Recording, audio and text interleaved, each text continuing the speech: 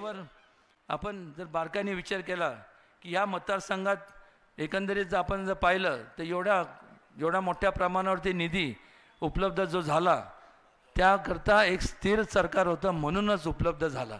उद्या जर संपन्न आपण जर चुकीचा निर्णय जर घेतला तर बाकी काय होत नाही.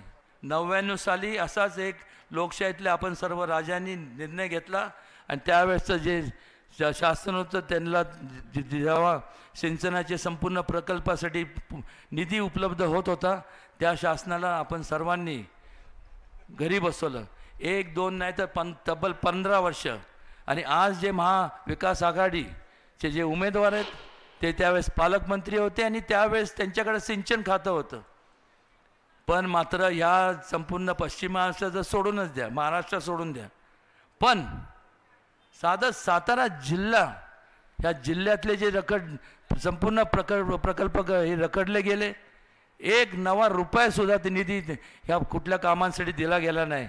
पण मात्र ज्या वेळेस महायुतीचं शासन आलं, परिवर्तन झालं, त्यावेळेस काय झालं तर मोठ्या प्रमाणात दादांनी निधी ह्या संपूर्ण प्रकल्पांसाठी उपलब्ध करून दिला आणि त्याच्यामुळंच आज अनेक प्रकल्प मार्गी लागले ज्याचा उल्लेख लिफ्ट इरिगेशन स्कीम असेल, नागेवाडी धरण असेल आणि जे आता प्रोसेसमध्ये आहे जे सोळशीचं धरण असेल, या सगळ्यांना कवठे केजर झाली, अनेक ज्या स्कीम झाल्या, लोणांच्या स्कीम झाली.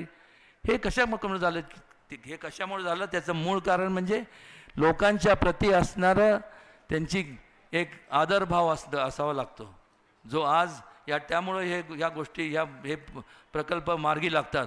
आणि आज या महायुतीच्या माध्यमातून संपूर्ण लोकांसाठी वेगवेगळे क्षेत्रामध्ये किंवा आज आपल्याला माहीत आहे की हा जो वाई मतदारसंघ आहे म्हणजे त्याच्यात खंडाळा तालुका आला, त्यात तुमचा वाई तालुका आला आणि महाबळेश्वर तालुका आला. त्यावेळेची परिस्थिती काय होती? अनेक वर्षापासून सगळं खंडाळा तालुका म्हणजे सगळं माळ रानच आपल्याला पाहायला मिळत होतं आणि त्यामुळं इथं तीच परिस्थिती तुमच्या महाबळेश्वर तालुक्याची, डोंगरी संपूर्ण परिसर. आणि मग कुटुंबाचा देखरेख करण्याकरता अनेक लोक फक्त अंगावरच्या कपड्यावर मुंबईसारख्या, नवी मुंबई, ठाणे, कल्याण, पिंपरी चिंचवडसारख्या ठिकाणी त्यांनी धाव घेतली